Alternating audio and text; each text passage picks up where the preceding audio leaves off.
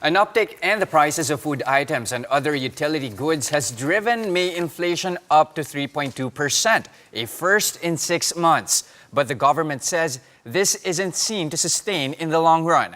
Bim Santos with the report.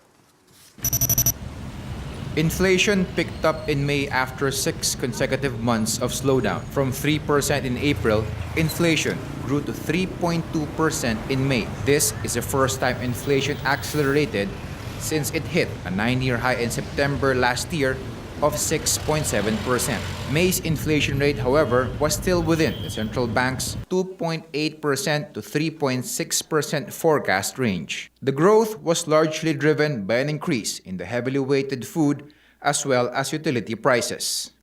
The uptrend was primarily brought about by higher annual rates posted in the heavy weighted food and non-alcoholic beverages index at 3.4%. and in housing, water, electricity, gas, and other fuels index at 3.3%.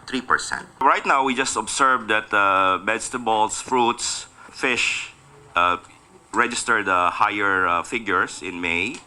The year-to-date inflation average is now at 3.6%, which is still within the BSP's target range of 2 to 4%. In a statement, the National Economic and Development Authority tagged El Nino as a culprit behind the increase in the May inflation. Socio-Economic Planning Secretary Ernesto Pernia says government must continue pursuing robust solutions for an immediate and long-term response to El Nino.